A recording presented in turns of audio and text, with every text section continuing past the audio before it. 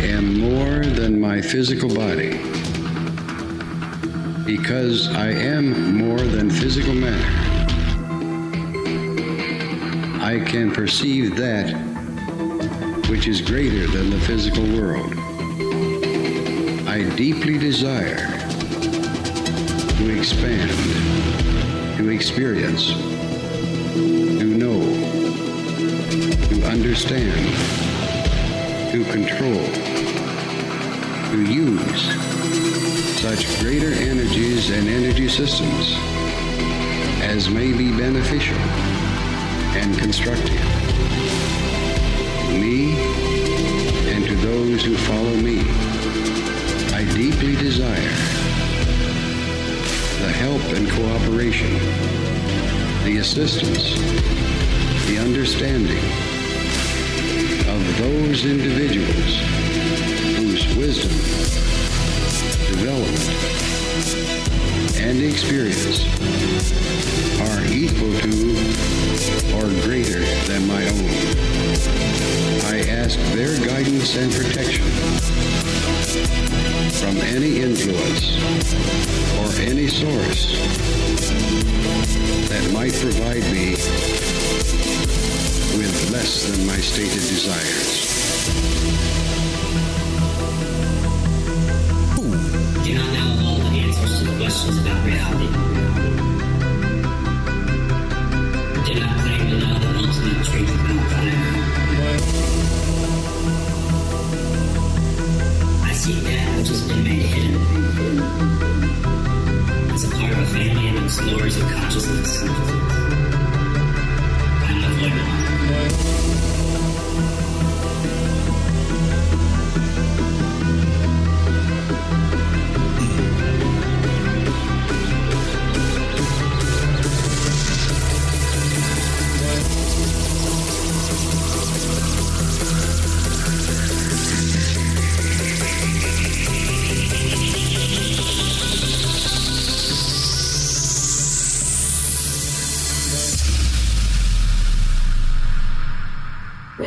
Welcome to Lighting the Void.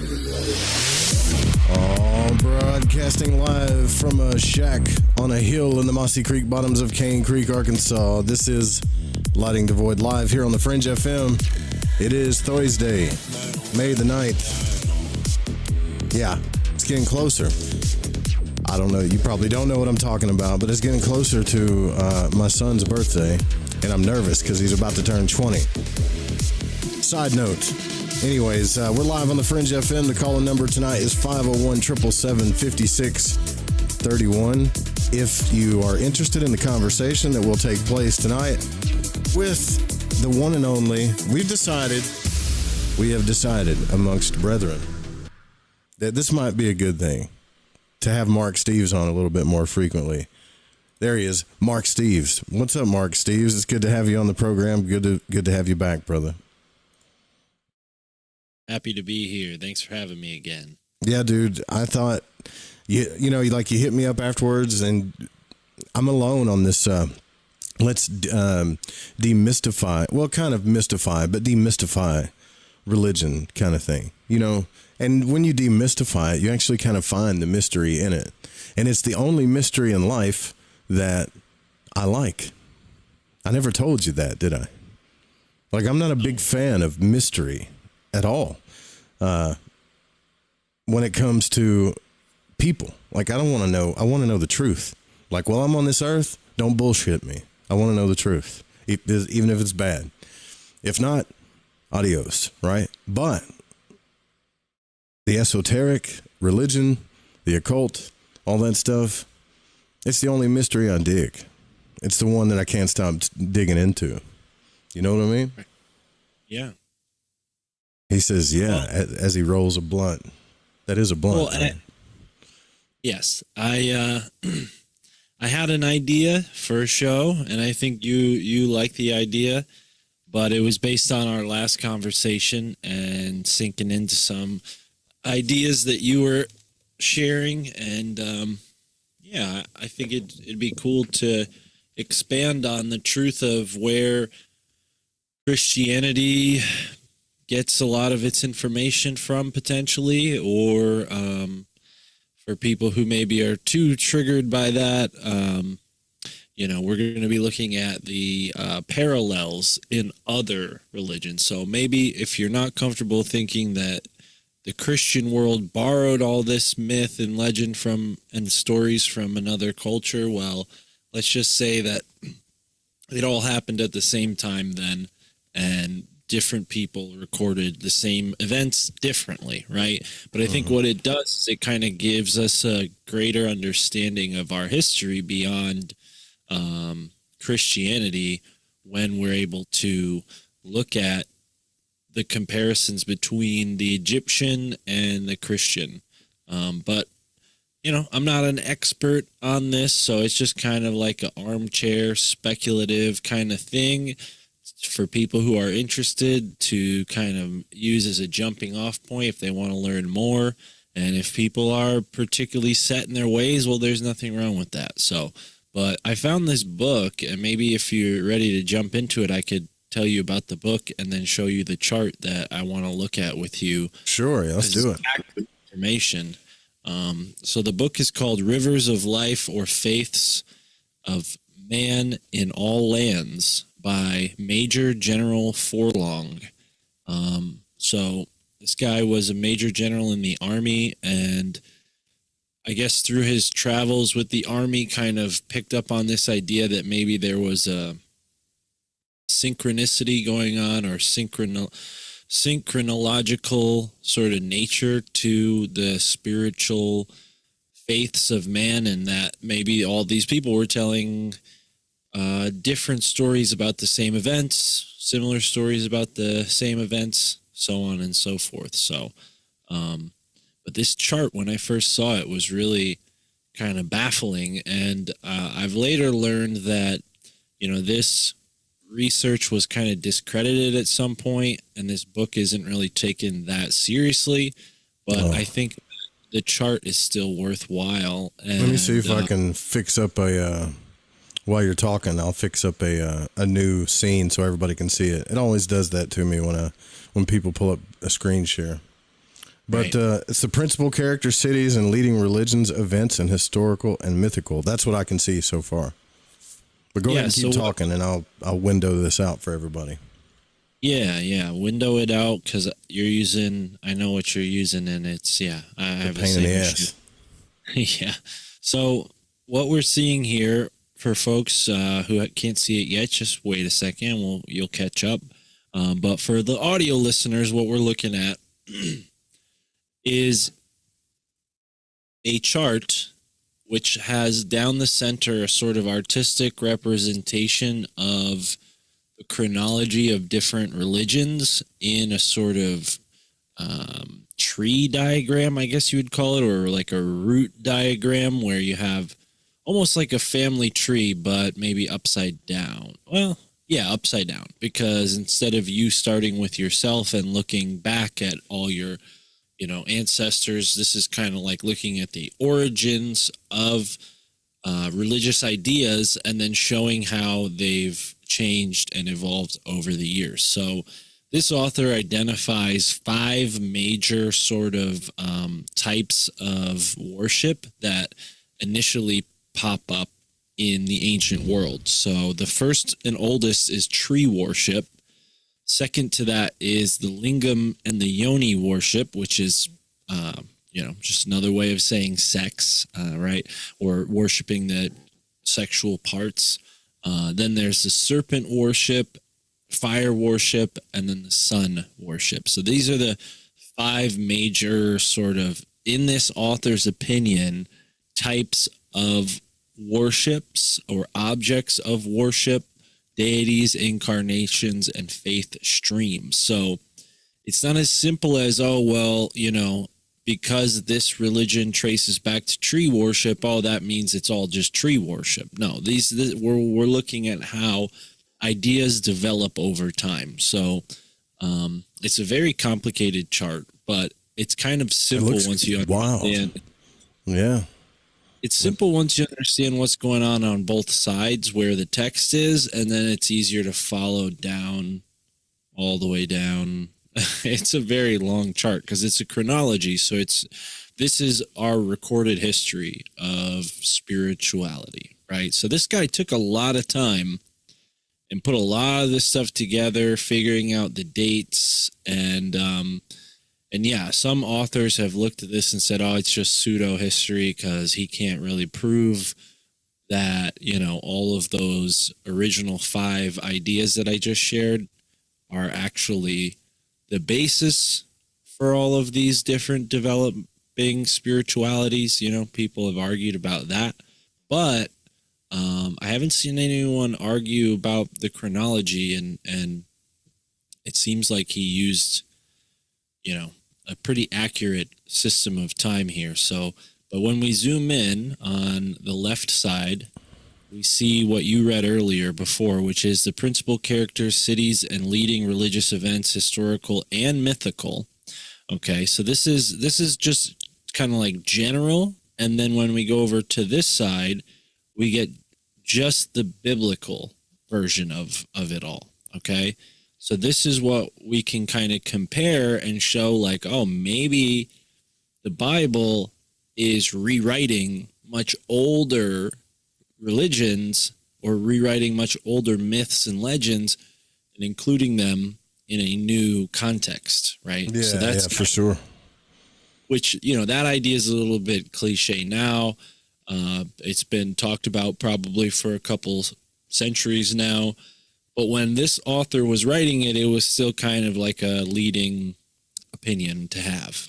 Nowadays, I don't know if there's much thought into something like this because I just haven't really looked, but it's something I want to continue looking into. So when I look at the top of that, it has tree worship, and then it has, what is that? Phallic and fertility, or phallic faiths. So it starts with the lingam and the yoni, which is just right. another way of penis and vagina, right? And then it would be basically fertility worship. But it initially started off as like direct symbolic representation of the, genitalia. So that was kind of evolved into fertility worship. And then you got serpent over there on the right, which is interesting because Manly P. Hall talks about the serpent kings and the serpent wisdom going back to the beginning of time, right? So that's pretty interesting too. Well, and if you think about it, I mean, the tree, the serpent, the lingam, and the yoni, I mean, these 3 really kind of potent ideas are all included in the Garden of Eden. Right. So, you can argue that that's because it's at the core of our human world. The tree and the snake are like universals to all human beings. I mean, pretty much everywhere you go, aside from a few places, there's snakes and trees, right? So, it stands to reason that these would be kind of like constants, as well as sex, obviously, and then fire as well, and then the sun, right? These are all kind of universals, and they stand as... Yeah, so that's cool. How do we find this on the internet if we want to look for it? I know you said that already, but... Yeah, if people want to look for the book, you could type it in. It's a long title. It's called Rivers of Life or Faiths of Man in All Lands by Major General Forlong. MG Forlong, I believe, is usually how his name is spelled, or maybe, no, JGR Forlong, Forlong. The cool thing about what Mark's doing is, here's the thing. A lot of people would, and I'm just going to be straight up with you guys, okay? A lot of people would take this book and make entire YouTube channels and things out of it and then claim it as it's their own thing. But Mark isn't doing that. He's showing you the reference. So when we talk about this stuff, we have a reference to go to as well, which I think is very cool of you, Oh, man. Well, I think that, glad you point that out. I don't want to spend too much time on this soapbox, but it is a thing that I see a lot, and it gets me upset when people share research without a bibliography. It's like you're kind of cheating, Yeah, exactly. It's unfair because you're not really going with the whole process of education. I think that kind of falls into the entertainment world when you start doing stuff like that, because education is supposed to be a sort of debatable thing in the sense of like you need to show your sources so that other people can go and show their work and get the same results, right? So I think people who do that, yeah, they're thinking competitively instead of congenially, I guess. I don't know. There's probably a better. Well, you got people that really want to like find the truth, and then you got others that just want to grow their following. You know. Yeah, they just want to grift off of people's emotional connection to feeling the truth or feeling like they have correct knowledge. So yeah, no, I try to give my sources so that people who attack me know that like, hey, I'm just showing you what's out there. Like, I didn't come up with this to make you feel bad. I didn't, like for me, it's almost like a defense.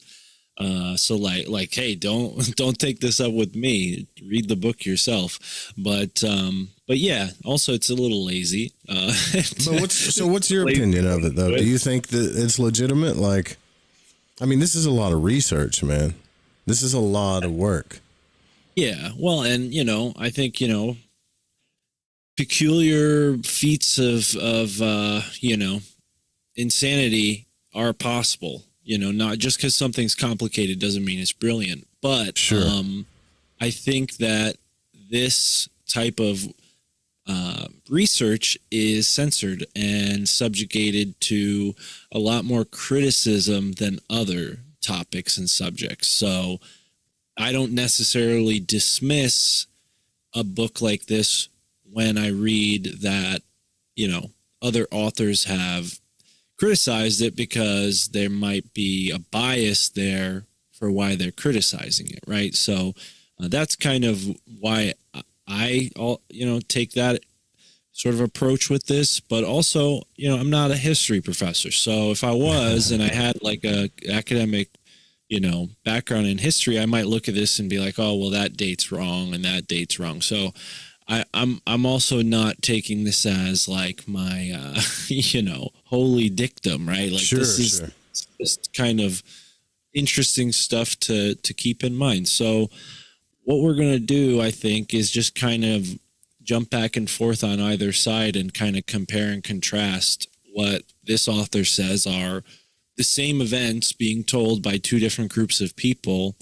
And again, like to our point from our earlier conversation last week, people have this kind of boxed in worldview these days that is kind of dangerous when you figure that with conspiracy. It becomes this kind of like, it really lends itself well to the wrong type of rhetoric. Yeah, I think that's a good way to put it. I mean, look, this type of research helps put some water on that dry fire, Yeah, and I think it's interesting. I'm looking at this chart that Mark's got up here, and it's it goes back to, what is that, 9,000 BC, and it says the worship of fetishes. Yeah, 10,000 BC. So well, all right. So let's look at that for a second, because what a fetish is in the modern language is not what it is now, or what it is in the context of this book. It probably wasn't even used that much back when this book was written to mean a sexual, like the sexual fetish is a different topic. So worship of fetishes. A fetish is essentially like the power behind a talisman or an amulet. Gotcha. So you had like a fire amulet. The amulet is the device, but the power behind it is the fire. And that is a fetish, right? So, and fetishes in anthropological terms, it could be anything from like a bone necklace to like, a stick with a carving on it. Like, it's essentially like a very simple, rudimentary spiritual energy that can be utilized in different circumstances for different purposes. So not a sexual fetish, but it is interesting that that word became A sexual now, thing. Yeah. right? Because people in the modern world, are kind of ruled by sex, maybe more so than they were in these times, potentially. So, but yeah, good point. It goes back to 10,000 BC, which, the Christian side of things talks about very little in that time period, but we do have some information about Sargon's tablet, which goes back to 700 BC. So that's kind of what they're saying there on this side. And then on this side, they're saying that from recorded history, we know that Zoroaster's birth took place in 9,300 BC, according to Plato, after a flood, which buried the great island and its cities. So this is kind of where recorded history begins for man. It's before this, right after this great cataclysm, right? So when you dig into this, and I know you have a little, and I've found it that, like, because I used to go to this website called Sacred Text. It's like sacred-text.com. And I'm sure a lot of people have heard about it because it's been around for a while.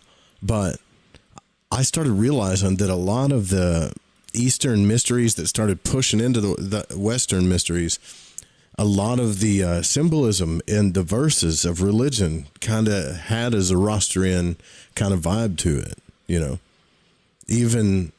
even as it comes into, like, the sun god and the hero Mazda and all that stuff, It does seem like stuff gets borrowed after time over and over again. I mean, even if it is cliche. Well, is it that they're borrowing it, or is it that there's not a better way to say it? Like, it could be evolutionizing it, maybe, or saying it in a different way.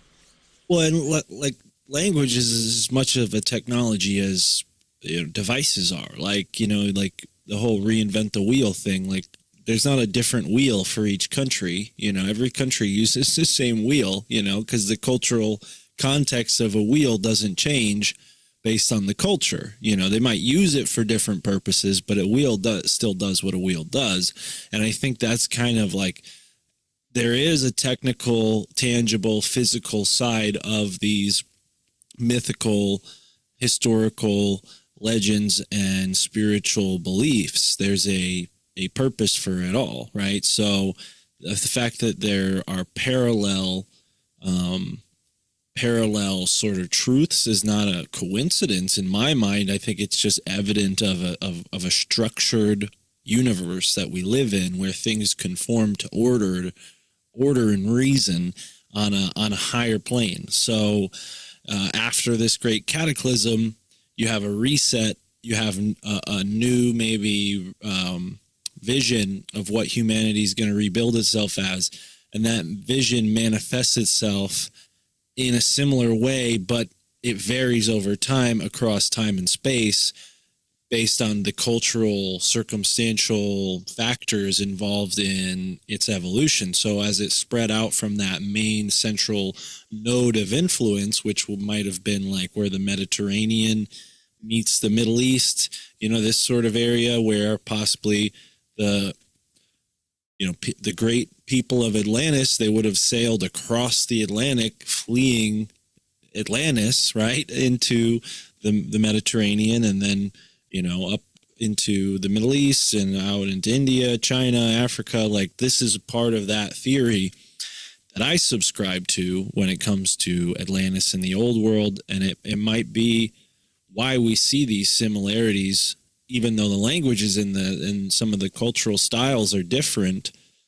People around the world have people problems, right? So our religions address those in similar ways. And I think, even on the metaphysical level, we still have a human-oriented metaphysical world. And that doesn't vary much when you look at, all these different religions. And I think, part of the political dogmatic side of religion is to tell you that all the other religions are false. Yeah, which is ridiculous to me. To me, it's ridiculous. It's a ridiculous notion. And this book was this book was written in a time when people were living under a kind of a newfound freedom of discourse that religion kind of stifled for a very long time for political and dogmatic reasons. But originally, religion was not that. It was a sort of a vision of what humanity could be rebuilding from this flood time. So, as you can see on the chart, as time starts to go here, we see different beings sort of symbolize the two, Lingam and Ioni, Asher, Istar, Iswar, Isa, Mahasiva, Deva, and Siva. So like all these names are kind of like, as time goes on, they evolve. They might not like replace one another necessarily. Think of it more like they're being added to this chain of ancestors. So they're all kind of like, just like, one president isn't greater than the other. We have a president now. He kind of stinks, but the president is the president, right? So that, I think it's more like a list in that sense than like it became something else.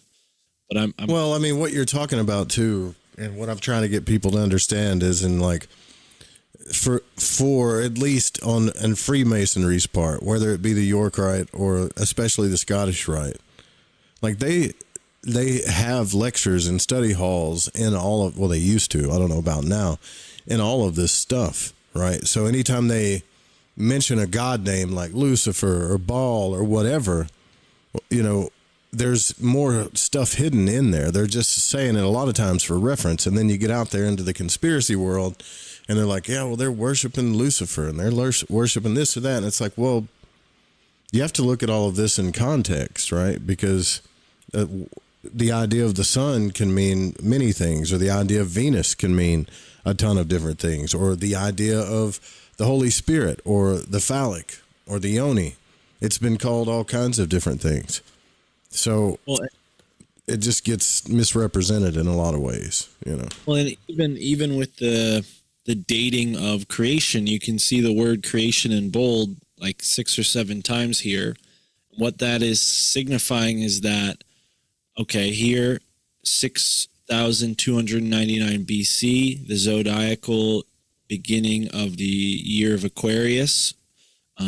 So this was creation. This is when creation happened, according to Aristotle and certain learned Jews. According to this author, it's an interesting way to put that. Learned Jews. Maybe there was a distinction back then. Yeah, maybe there's some unlearned Jews and the learned Jews.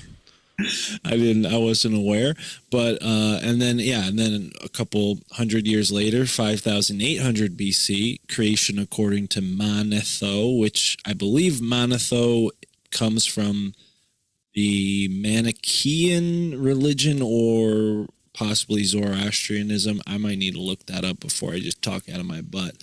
But part of this, if this is interesting to the audience, is I want to not just like randomly look at this chart, but let this be kind of like the beginning of a conversation that we can have between you and I, the audience, if they want to call in towards the end of the show. And then as I read this book, I'll come back on the show and, share more. Anyone can feel free to do it. I'll share a link because this book is out of print now. The copyright's up on it, I believe. So, oh, wait, no, I'm sorry. It was written in 1997. Republished in 1997. I don't think it was written in 1997. But, either way, we're kind of looking at this really interesting history here in a way that, again, it's syncretic. So it's not like one person's version of history. It's like he's just tracking like, what the rest of the world says and then what the Christians are saying. So the Christians have creation at 6,000, right? Yeah, around there. And it says, beginning of most ancient kings as Aloris of Chaldea, taking Berosus, 318 kings at an average of 24 years from Sargon to Assyria. Creation, several thousand years before Moses, says Pliny, 5,872 according to the Septuagint, but 5,900 says Cincellus. And then 5,700, the so-called flood of Berosus at the close of the reign of his 10 early kings. So yeah, it's kind of just, I could just keep reading chronological dates here. I don't know how interesting that is to the audience, but if you want to help me, pick the stuff. Bible's kind of mysterious because it starts out with Adam and Eve, and then it goes into, the flood, right? And then after the flood, then you've got Noah and his offspring, and then it gets into eventually. It does seem like we're kind of missing we got like the prologue, then no movie 1, and then we start at like movie 2 with the flood. You know what I mean? Yeah, like the tribes of the tribes of the Jews don't really even start they do, but they really don't even start like, here are the tribes, until the story, like I read the other night, of Joseph happened when he went into Egypt, right? And then after that, they became enslaved by Egypt. So this is, this hasn't been proven, by the way. I mean, they've had people that have went back and actually tried to find any kind of history that King Solomon and David and all these people existed, and there was no proof of it. None. Right. Well, it would be interesting to find out that, you can't prove it because these things are recollections of events on a different plane of existence. Right. That's not to say that they didn't happen in the physical world, but it is, I've read in some circumstances or in some books, authors say that the circumstances of the earth at a certain point in the ancient past were much different than today. So maybe you can't prove things with physical means that happened outside of the physical plane, right? I mean, could it be that human beings once existed in a more, light and less dense, rather? It's said that they did, that's a pretty interesting concept. There's many writers that have talked about that, including Manly P. Hall, that said that we put on coats of skin like afterwards, Right. Like we were spiritual beings, and then we put on coats of skin, and you're like, what? Right? And then he gets into this whole weird history, and then starts talking about the initiates of the flame. And if you look into that, it looks like there's a fire god or whatever. But then he starts talking about the initiates of the flame and Melchizedek, and this was after we put on coats of skin. And this is kind of, I get confused about, where did Atlantis fall? Was this before Atlantis, supposedly, or after? When we look at our timelines, it's rough. According to this timeline, the case is that all of what we know happened after the whatever collapse. But one author who I think you should have on the Fringe to talk about this is Marco Vigato. I had him on my show a little while ago. The Empires of Atlantis is his book for the audio listeners. And he does a really good job of showing like the history of all of this, at least the history of our knowledge of it and what we can piece together. But he used the South American culture's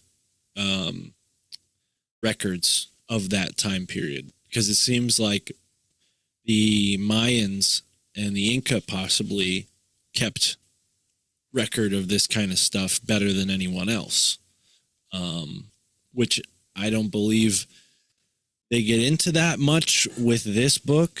I'm looking at the book right now. I want to see when it was written, because I assumed it was written a long time ago and republished, but it could just be my own assumption, There's Now I'm also seeing- another thing that happens in the Tanakh and the books of or the Jewish books, right? Like another weird thing that happens is that there's hidden meanings Kabbalistically.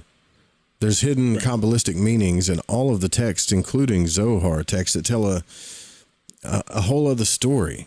And things have numerical value and certain things don't, and certain things relate to certain Sephirah, and all these names mean other things. And it gets kind of crazy because you can get manic with this stuff if you're not careful, because you just start losing it after a while, you know, trying to find the hidden meaning of the hidden meaning of the hidden meaning. You know what I mean? So Well, I wonder if it wasn't a artifact of surviving the cataclysm, that this group of people knew the true religion of the old world of Atlantis and whatnot, and said, okay, we're going to give the people a watered down version of it so that only our sons and daughters will know the real truth, and that when they learn the code, they'll be able to read this and understand the truth, right? That's kind of my conspiratorial speculation that I've had for a long time. But this book that we're talking about was written in 1883, so not recent. But it was republished in 2005, so it's available, but it's in the public domain. So we could talk all we want about this book. We could even read directly from it and not risk any legal trouble. But I risk legal trouble on this show all the time. Well, and it goes through the different the 5 chapters of this book go through the different those different fetishes that we talked about: tree worship, serpent / phallic worship, fire worship, sun worship, and then ancestor worship. So according to this author, serpent and phallic worship are basically the same. And then ancestor worship is something that comes later on. Let me ask you a philosophical question. What are your thoughts on worship itself? Well, in this context, I think it's a little different than what most people think of, right? Like in the terms of this 1883 author, I think he's just kind of referring to spirituality in general. Yeah. But worship has kind of like almost like a dominating tone to it, like worship me, you know. And I don't know if that's because of all the anti-Christian stuff that's been put out in the media for so long now, that I have that kind of bias. But yeah, worship definitely feels like something that it has a connotation of like you can't benefit from it, which I don't necessarily think that philosophically and spiritually. I think having dedication is a really important thing. Sure. Even if it manifests itself in non-spiritual ways, particularly, it could be a really good thing, you know. Dedication to something positive is a good thing. But worship, yeah, I don't know. It feels like lower G God type of behavior. Like higher G God, creator of everything, he doesn't need anything to worship anything. Like he just wants everything or they just want everything to go in harmony. That's kind of my sense of it, right? So worship to me, I feel like it's a more primitive relationship with spirituality, or that's maybe a good even phrase. Primitive, yeah, or manipulated version of spirituality. Because if we're going to go with the Atlantis idea, what does primitive even really mean? Because this whole idea of like we evolved from caveman, throw that out. If we're here now and like Atlantis happened and we're not acknowledging this great civilization that we're in a decline from, then how can we study like, you know, Arthropithecus and like all these other like hominids in the deep in the soil? It almost feels like they're going too far back. You know what I mean? Like all of that could be true, but what we should be focusing on is this time period, this pre-deluge period, that all the cultures write about, this great flood. And honestly, I wonder, maybe worship is a artifact of that, where, these lesser beings who had great power on the earth but weren't spiritually moral or ethical created a culture where They need to be humans were slaves worshipped. and worshiped them. Yeah, and did stuff for them. I mean, it's not out of the range of possibility that another intelligent bipedal hominid species could exist on the earth along with us. And if the earth changed in a really drastic way, maybe the conditions changed so that they can't exist anymore. And we find all these giant skeletons in mounds and in the Smithsonian's basement, right? So what are those, who inhabited those bodies that were so tall and great and mighty?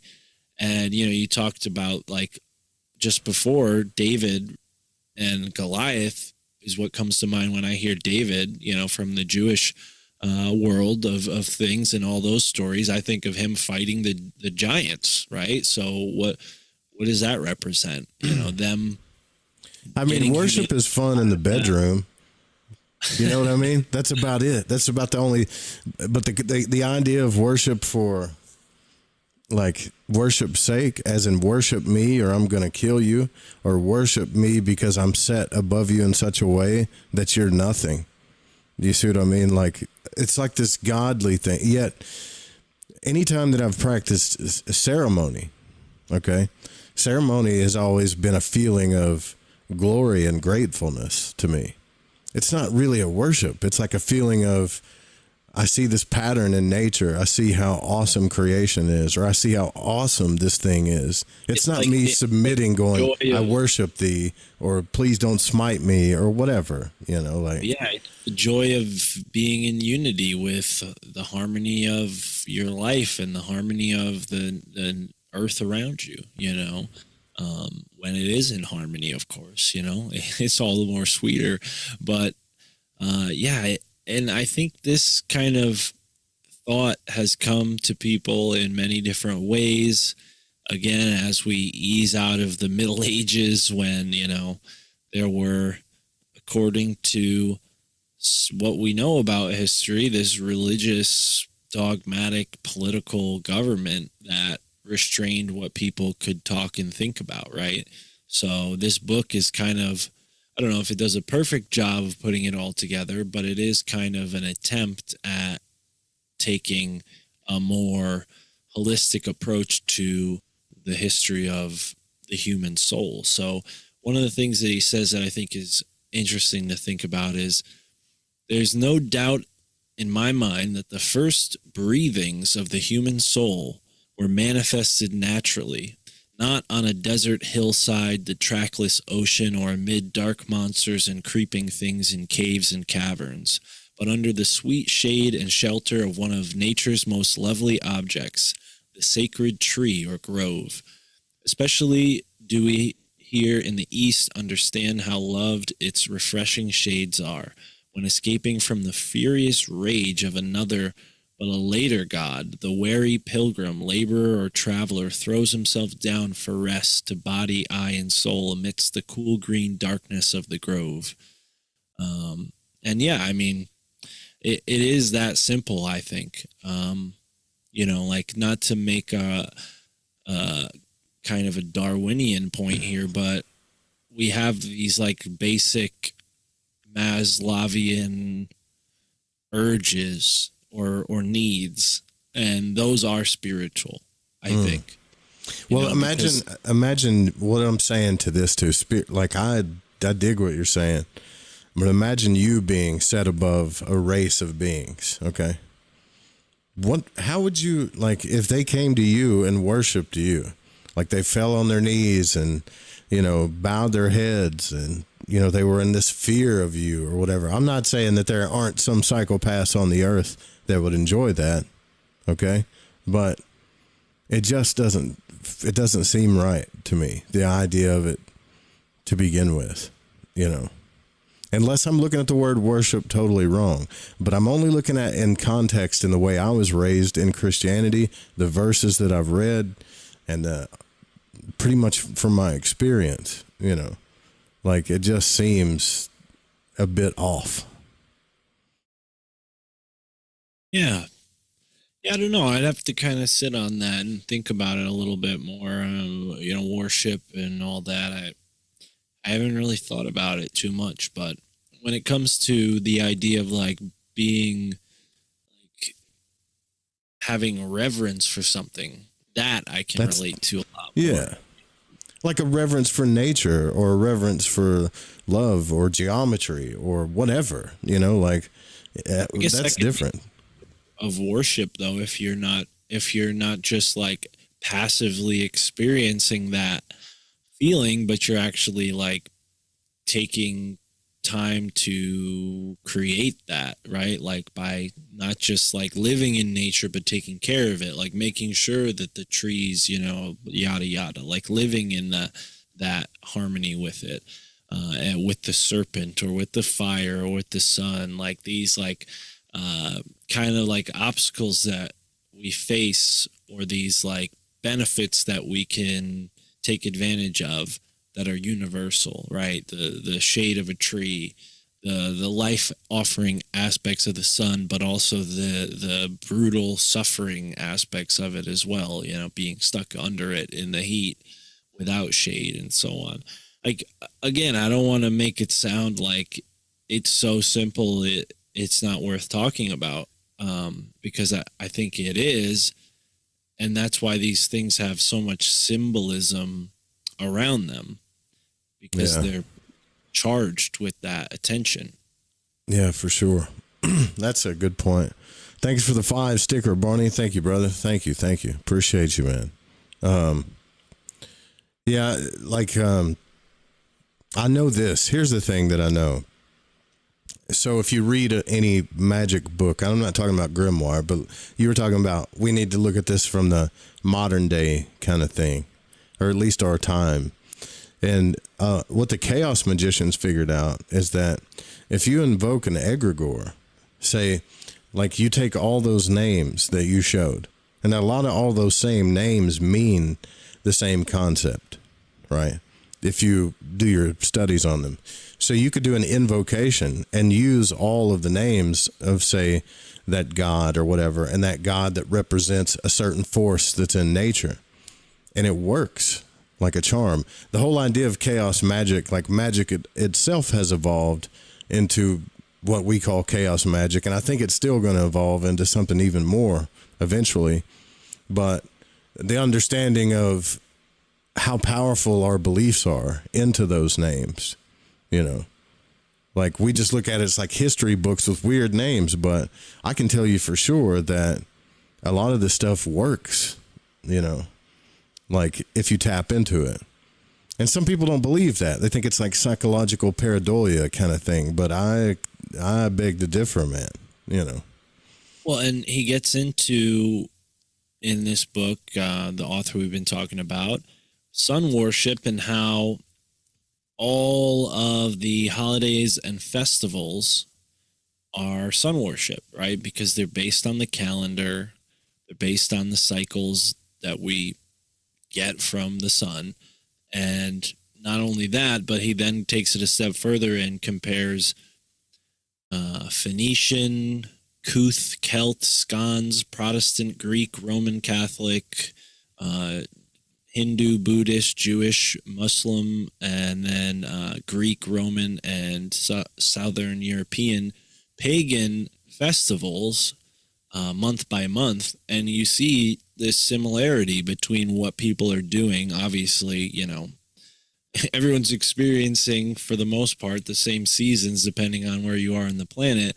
But even like the symbols and some of the names, or like, which plant is revered at a certain time, like these all line up over and over again, like from the Hindu to the Buddhist to the Jewish to the Roman, like to the Catholic, like it's all connected, and it's not by accident, is this guy's point. It's like, again, this kind of synchronicity or chronology of spiritual faiths, and how they're all kind of heading in the same direction on these parallel paths. Yeah. So have I ever asked you this? Have you yourself practiced any like ceremony, like, or got into invoking any god names or elements or energies of any kind? Yeah, when I was younger, I played around with it a little bit, and it definitely helped me develop like who I am now. I mean, that's why I call myself Mystic Mark. Yeah, because it's like I didn't like do any like animal sacrifices or anything like that, but I definitely, spent time meditating and kind of, I guess, manifesting a better version of myself. But it wasn't like, oh, I made a vision board and said like, I'm going to do this by this year. Like, I did what I needed to create a sort of confidence that helped me get past the obstacles that I was facing at that particular time in my life. Sure. Since I started the podcast, I have a very different approach to all that now. Yeah. It's more Taoist or minimalist, in the sense that I'm not like, I don't feel like I require all the settings to kind of go into that place and think and create and manifest, I can do that by going for a drive or going on a hike. Because being around nature is really, that's where I feel like my connection is. But honestly, it's not that I don't like talking about it, because I don't have like it's not like I have secrets that I'm trying to keep with this. It's more that I don't have a language around it, because I have a hard time talking about it. Like, it's more feeling oriented. And then also, you don't want to give away too much. Sure, man. Yeah. That's a big lesson I've learned. That whole be silent that Elvis Levi talks about. And I got to tell you too, man, the times that I've let people like into my circle, and I don't mean socially, I mean like into my spiritual circle, literally, it's devastated. There is something to be said about this place, I think, in my opinion, as the child has this relationship with his imagination. Okay. Take that for an example, to the same kind of relationship that you have when you get older. This place that we call imagination is, in fact, like, even after you've done a little astral traveling, is in fact like opens your world up to a whole different idea of reality, because it is like Plato's cave, where when we're in this physical place, we're looking at the screen, and we're just taking in everything through our sensory perception, and it's all just consciousness, and the unconscious is so deep and buried that's kind of running everything behind the screen. So we either have to dream, astral travel, or learn how to get into some type of mechanism, whether it be meditation, ceremony, or ritual, or something that we do ourselves to tap back into that childlike thing. Because, dude, when I was a kid, I still have memories now that I don't know if it was reality or the dream world, but I have such things that happened to me as a child that were traumatizing enough that I couldn't tell the difference, right? So it is said in a lot of these texts, like, the older we get, the more dense our consciousness gets into this world. Like, we start losing that side of ourselves. And so I think sometimes these names and religion and all of these different texts can help us unlock that part of us again, to get back into it, right? Not so much as to say this is an actual God of this thing, or I worship this God because I'm doing this thing, if that makes any sense, Yeah, I feel like sometimes it's, like a sacrifice to do this podcast that I do, not to do your podcast, but to do like the My Family Thinks I'm Crazy podcast, because like all this stuff is very personal, and then I just give it away to everybody, right? So anybody who wants it, right? So there is like a trade-off there that you have to be careful of. And I don't know. I mean, time will tell how I fare, right? Like life, I feel like I hadn't really figured out life so much before podcasting, and now people like come to me like I have all this life advice, which I do have advice. I've been pretty good at that because I've always had a sort of interest in self-improvement and self-empowerment. So like, you learn enough about that, it becomes pretty easy to like give somebody some good advice based on maybe their circumstances. But it's like an energy exchange, so I'm not trying to be like secretive, but I'm also like, yeah, maybe my way of doing it isn't for everybody too, right? Like, I guess the scene is one way that you can interact with a sort of mysticism that I interact with, but I wouldn't even call that like a religion or anything like that. Like, it's just a way of exploring nature and finding meaning. And that's really important to me. It's important to me to make the world a better place, but I'm not like doing that directly with my podcast. I'm doing that indirectly. Well, so the ripple effect of it is probably more than you think. It's probably a lot larger than you think. Well, that's what I mean. But if I got ahead of myself and worried about the ripple effect, then you lose it. Yeah, exactly. So that's kind of where I'm at with that. It's like you ask me, what do you do? And in a way, like, sounds silly, but the podcast is kind of like what I do for that now, because, having these conversations is meditative, and getting to ask questions for, my audience with people who have a lot to say, like yourself. You've been a guest on my show multiple times. So, yeah, I think that's a sort of ceremony in a way.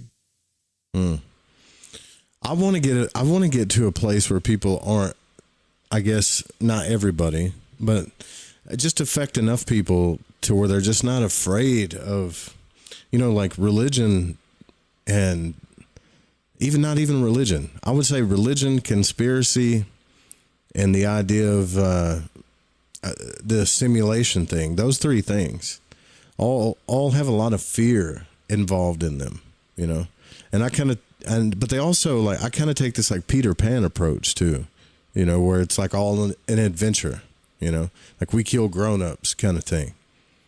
Like, why are you scared of all these different God names, or that this could be a simulation, or that there are conspiracies? To me, the way I look at this is all of these are just like Captain Hook and the pirates.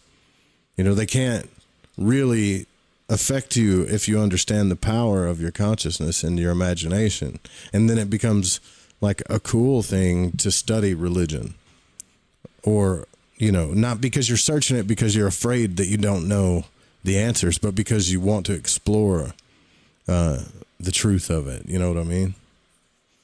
Yeah, and plus, I mean, it's interesting. It's like the lives of people in the past, and the things that they thought about, and the things that they lived and died by. I mean, it's all very interesting to me. I don't understand how people don't have an interest in religion. Well, I do understand. It's because the church makes it boring. Not every church, but most churches. Yeah. A lot of churches do. Yeah. Yeah. So, but I think that might be for the conspiracy of it all, which is like only certain people are allowed to learn the truth in this world that we live in. Unfortunately, maybe that'll change more and more, and turn the tables with the internet, to the point where nothing can be hidden anymore. But now it's still pretty easy for people to get away with and do crappy things to people, right? So that's kind of related to religion, because religion's about like the highest ideal of what people can accomplish and, you know, how we should live our lives. So I think the more the world burns, the more the interest in religion finds itself in people, you know, because it's like a way of compensating for the place that we're in a sense. Yeah, very well said, man. I can't believe we've already done an hour of this. We've already went over an hour, actually. So we've got to take the radio station break so we can make sure our license stays there. And we'll be right back with Mark Steeves, too. You can also, look, you don't have to have a question. If you just want to chime in, too, you can call in at 501-777-5631. That's the call-in number. We'll bring up the phones, too, if you got any questions. You can ask them in the chat as well. Here we're live on the Fringe FM and YouTube. We'll be right back. Don't go anywhere. Stay with us.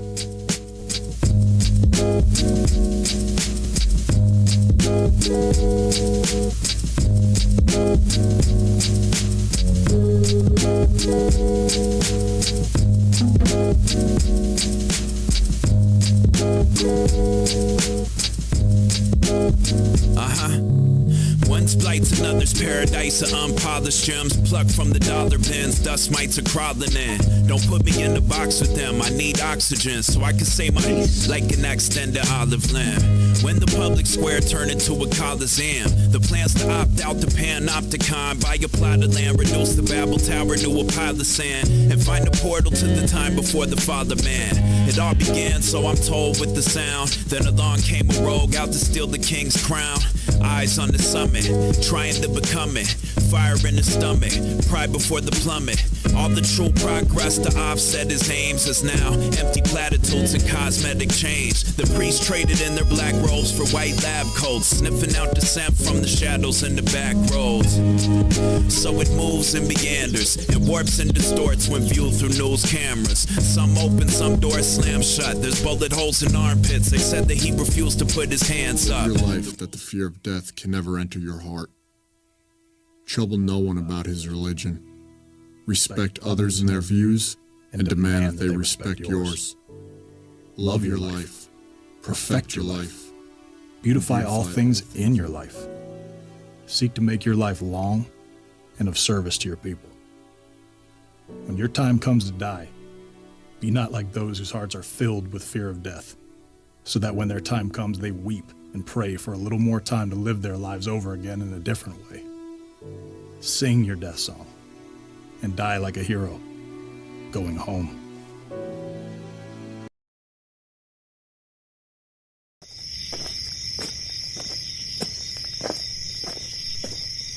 Wake up and text. Text and eat. Text and catch the bus. Text and miss your stop. Wait. Text and be late to work. Sorry, I'm late. Text and work. Text and pretend to work. Text and act surprised when someone calls you out for not working. Who, me? Text and meet up with a friend you haven't seen in forever. Hi. Oh, hey. Text and complain that they're on their phone the whole time. Text and listen to them complain that you're on your phone the whole time. Text and whatever. But when you get behind the wheel, give your phone to a passenger. Put it in the glove box. Just don't text and drive. Visit StopTextsStopWrecks.org. A public service announcement brought to you by the National Highway Traffic Safety Administration and the Ad Council. Is that a faucet running? That's not a faucet. That's a river rushing through the forest. Forest rivers provide over 100 million people with clean water to drink. What? I can't hear you because of the vacuum. That's not a vacuum. That's the trees in the forest cleaning up the air we breathe. I didn't know the trees were so amazing. Yep, and the forest gives us shade, trees to climb. That's awesome. Let's go explore some more. Visit the forest today and enjoy all it does, just for you. To learn more about the forest and find one near you, go to Discover the Forest. Norman T. Balone, assistant janitor. Yeah. I am here to inform you that everyone in this unbelievably large advertising agency has been fired, except for you. Really? Which means, Mr. Balone, you're now president of this entire unbelievably large advertising agency. Gee, I don't know much about advertising. Apparently neither did anyone else around here. See, I spend most of my time mopping floors and listening to the radio. Radio? Now, there's an efficient and economical way to advertise. Really? Well, sure, radio costs a fraction of TV. Ooh. And radio targets specific customers. I love radio. So you'll accept the job. Boy, it's a big responsibility. Make up your mind, Balone. This is the chance of a lifetime. All right, I'll do it. Splendid. In 3 hours, you will address the stockholders at our annual meeting. Oh, what'll I say? You'll explain why this company lost $17 billion last year. Can I change my mind? I'm I don't afraid really not, Mr. believe Radio. Red hot because it works. For all the facts, call this station or the Radio Advertising Bureau.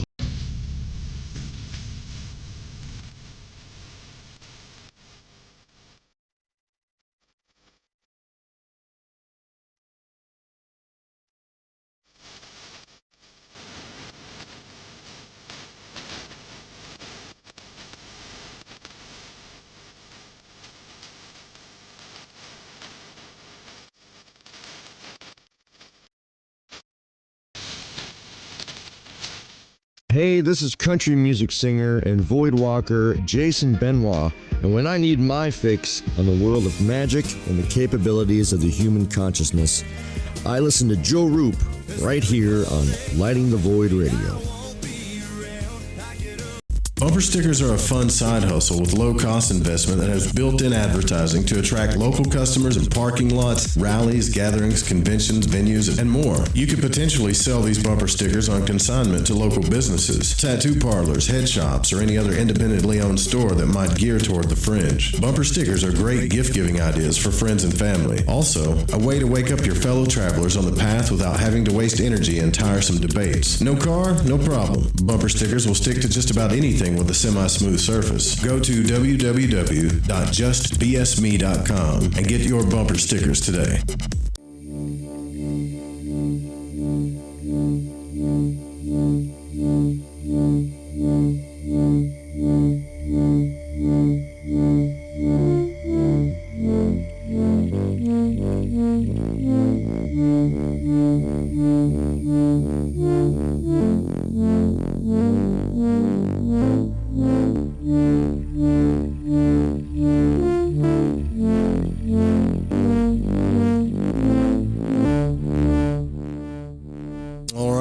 To Lighting the Void Radio. We're here live on the Fringe FM.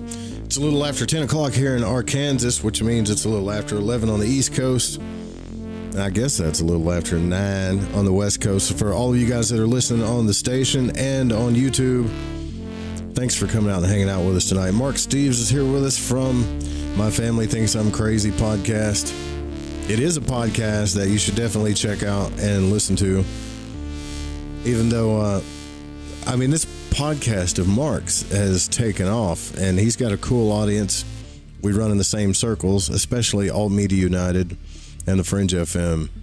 And I just got to say, brother, the whole networking thing that you did, like, you're one of the only other dudes I know on this planet, and I'm saying this from the bottom of my heart, that has the same idea when it comes to networking for the right reasons. You know, I remember you and I used to have conversations about that, and I really found it hard to see eye to eye with people on why we're networking to begin with, because everybody tends to just do their thing and that's it. But you and I used to have conversations, and I think that's why I became good friends, because I think you really understood where I was coming from and what I was trying to do. As far as I know, it's a radio side of things, but I do it because I love it, man. I do it because of the camaraderie and to get the word out and the message out, And I've been fighting for it since probably 2015. I would say almost 10 years now, So it's cool, man. Thank you. Yeah, I wouldn't have done it without the Union of the Unwanted. It was kind of like the inspiration for me, that show. And I thought, everybody's getting banned and censored, from these different places. Why not have a website where, we control it? Nobody's going to ban and censor it. And why bar anybody from being a part of it, so long as they're not, talking shit and making problems, Right. So yeah, that was kind of the only guideline there. And I could probably put more attention to it. Honestly, it's not something that I have a lot to say about at the moment, but recently we've been doing some things that, might change that. And yeah, who knows what will happen next for that. But lately I've been putting all my energy into my show. My family thinks I'm crazy, and having, a bunch of reoccurring guests as well, which is, I think thanks to networking and making good friendships and connections with people that I have, things in common with or ideas shared and things like that. So that's been a big benefit. But yeah, and also I guess in real life, having the podcast makes it easier to talk about this kind of stuff legitimately with people. Because it enters small talk easier when I can say like, oh yeah, well, for my job, I do this, so yeah, that's makes life interesting, for sure. Getting back to religion, I like to think along psychological terms, right? A lot of times, why anyone like the cosmogen of certain religions, how they got started, or why anyone would write down a text and then present it to a crowd and say, this is sacred. Not only is it sacred, you must live by it. And this is ultimate truth. You got to think about the mentality of a person to do that to begin with, whether it's certain small books inside canonical text or entire books themselves. Take, let's just say Exodus, for example, that book. I mean, that started with somebody. We think Moses wrote those books, but we don't know that for a fact. But it did start with a person, and somebody wrote all this stuff and said, this is the way it is. You understand? Like, this is God, and this is the way it is. And for me, I think about that. I'm like, either you really did have a major experience or you're a psychopath. One of the two, right? Like, or I'm sure there's some gray area, but it's pretty profound if you think about it, Yeah.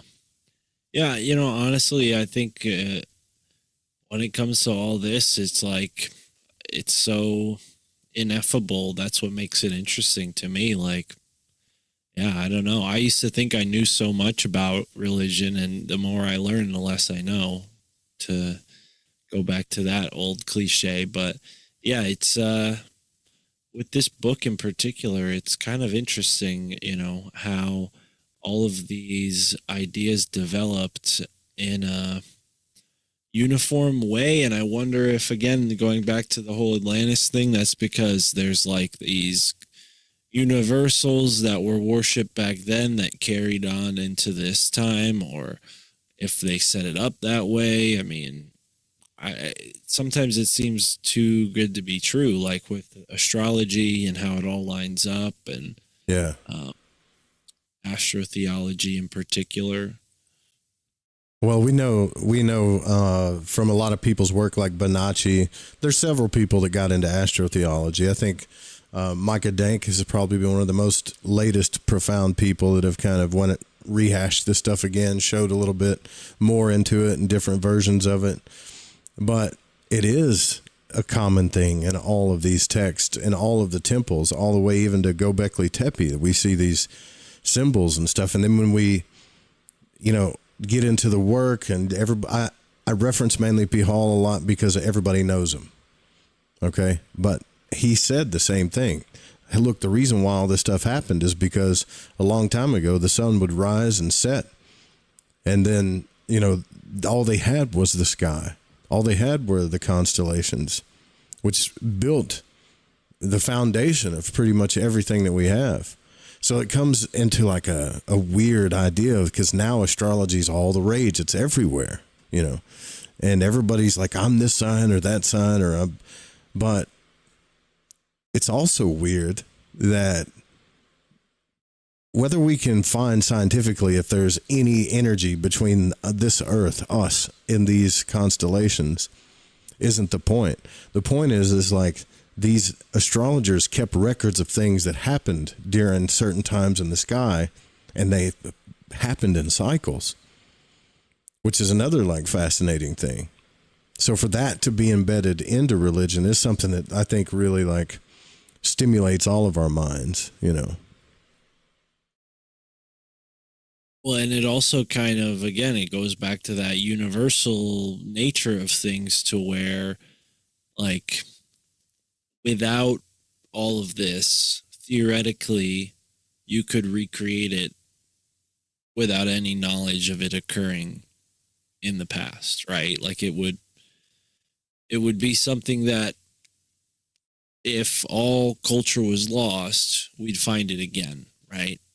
Like, similar to something like building a boat or using rice and taking, the grain from rice and making, a food item out of it, right? Like, these are just things that you could theoretically figure out, right? But religions don't tell us that we just figured it out over time. They tell us that certain beings came and taught us to do these certain things, right? So yeah, I think that's where it becomes even wilder, but the closer to us in time the religion is, I think the more reduced it's been. I don't know. It feels like there's like a gradual watering down process. That's not to say like older religions are better or anything, but it seems like there's more information possibly in these older religions than there is to be learned from maybe something that is relatively new in comparison. But I don't know. Maybe the opposite is true. Well, it's something I think we have to consider, right? Take example, the Emerald Tablets of Thoth. Okay, the Emerald Tablets of Thoth they are not the Emerald Tablet of Hermes. The Emerald Tablet of Hermes was just one tablet. All right. The Emerald Tablets of Thoth was written in the early 1900s by a guy named Doriel.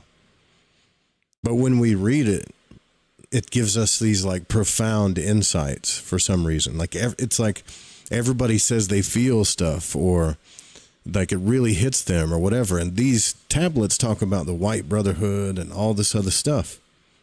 But should we throw that out? This is what I'm saying. Like, if a person gets insight and they put text to paper and they come out and say, these are the Emerald Tablets of Thoth, like, I think where we go wrong is everybody actually thinking that these are actual tablets from Thoth in canonical, like, history, instead of realizing that maybe the egregore, this energy of Thoth, which is Hermes, the same energy, the messenger, the knowledge, all the stuff, might have given this guy some insight in the early 1900s.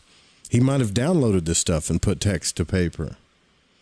Yeah. It's like, I think we miss the point sometimes too when we look in, well, where's the exact history of things, Yeah, well, and also we assume that something older is better, right? But yeah, no, maybe you're right. Maybe it is that simple, is that it's like in the ether and it's more about the moment, grasping it in that moment. Yeah. Yeah, because the only time I ever had a crazy UFO experience, I was like, man, this was back in like 2008, 2009. And I was up painting a house because I painted houses for a living. Painter Boy LLC, man. That was the name of my company. And I was painting a buddy house of mine. His name was Jeff. And I like to go paint at the witching hour. I know that's weird, but at 3:00 in the morning and you're doing an interior paint job and no one's there, it's very, like, I just got more done for some reason. But I was listening to the Emerald Tablets of Thoth, and it was like the second or third time I listened to it, and some weird stuff started happening in the house. Like drawers started opening up and things. I'd go in the room, shut them, come back, and they'd be open. And so I called Jeff, and Jeff told me the same thing happened to him in these houses. And one of those nights, I went outside as I was listening to the Emerald Tablets of Thoth. I'm not saying that mattered. It just happened to be there. And I had this weird kind of like heightened feeling, that weird feeling you get, kind of, it's not scary, but it's like, I can't explain it. Maybe nostalgic is a word for it. I don't know how to explain it. And I looked into the sky and I saw this light. It was like straight up in the sky. Like if I looked straight up, there it was. And I thought, damn, that is a big star. That looks like Venus is straight up in the sky. But Venus wasn't supposed to be straight up in the sky at that time. And then it just disappeared. And it was almost like I was asking, like, hey, man, if this stuff is real and on the inside, show me something. And this light disappeared. And a lot of times that happens. It could be a cloud, that went over it. It could be like an anomaly in the sky that caused it to disappear. There was nothing in the sky. This was like as clear as it could be. Just a big fat star that it just seemed like it was shining on me like a spotlight. And then when I asked that question, hey, I mean, is this real? Like, what is this? Like to myself, not out loud. It just disappeared. And I got that weird feeling. I'm like, okay, so drawers are opening up. I see this thing. I'm listening to these tablets. They're giving me the crawlies. What does it all mean? Right? It reminded me of some things that have happened in the past week. I think people should call in with their weird experiences. So, all right, I'll tell a story if you'll let me. Yeah, sure. So, yeah. I was driving to get some food at like 10 in the evening, and it was kind of raining, but not that hard, really like more misty. And I'm driving up a hill, and right as I come over the hill, I'm still kind of going fast from accelerating up the hill.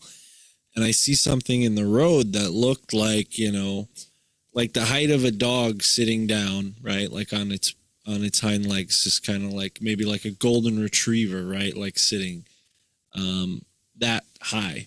But it had like a weird shape, almost like a kangaroo?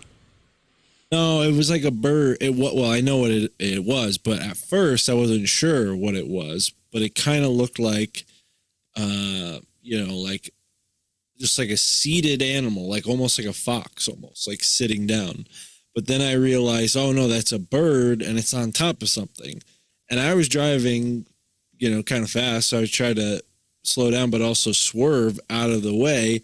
And as I did that, the owl took off with whatever it had killed in its talons and flew into my swerve. So I ended up hitting the owl.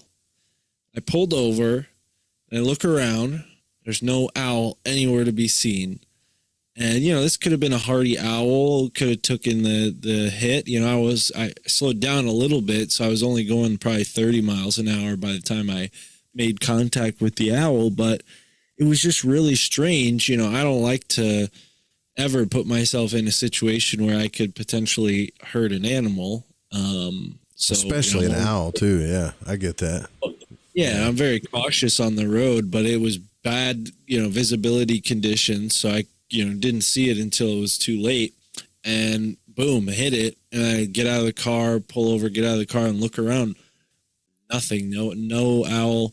And, it was pretty dark. So if it did fly away, I wouldn't have seen it, but just felt very odd. And when I drove back the same way, I didn't see anything in the road at all.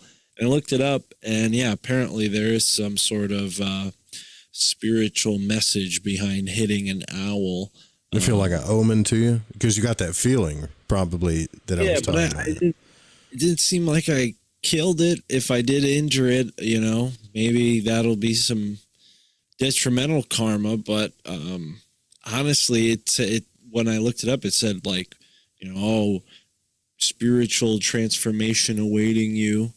And then today, I was walking out to the car, and I went back up to the door to get something, and I went a different path than I normally go, and I looked down in the garden, and this Bodhisattva incense holder, which was on my desk in my apartment, that's where it was, and it went missing. was in the garden in the front, like 2 stories down. It could have gone out the window somehow, but I'm like, that's weird, dude. Yeah. So, and I'm like, all right, did somebody like take it out of my apartment, like send a message or something? Like, what the heck? Or is it like a ghost? Did the bodhisattva itself like transfigurate itself into the garden? Like, so many thoughts went through my mind when I found that in the garden. I mean, probably the most likely explanation is that it was in a bag of mine, and as I was walking out, it fell out of my bag. But I don't remember putting my incense holder in a bag, because why would I take this out of the house? This is not something I would ever take out of the house. So yeah, it's just very odd. Poltergeist, man. Yeah, well, and my neighbor, when I moved into this place, did tell me her ghost stories of her apartment, which is on the floor below me. So who knows? Yeah, maybe I've upset a ghost by burning incense. Maybe they're not a fan of Buddhism. Well, I can, like I said before, I can tell you since I got into magic and astral travel, like learning now I'm no adept, okay? A lot of people claim they're adepts and all this other stuff.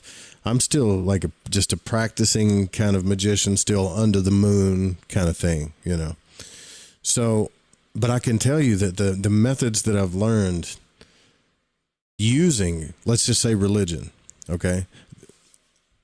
The Sephra, or the Tree of Life. The methods that I've learned, there's 2 different things that can happen. You can do the Monroe out-of-body experience, and you can scientifically experiment with it. But there's so many variables, it becomes chaotic. I don't know how to blend these 2 things together, but I've been trying to figure it out. In Western magic, you can use the map of the Tree of Life, right? You can use all the Sephra, all the different the 4 worlds and all that stuff. Do your meditations and path workings and kind of control, in a sense, with like a map of how you're going to travel. But there's no way to bring these 2 worlds together. So in my mind, and I'm not saying that there isn't, I just haven't found one yet. Okay.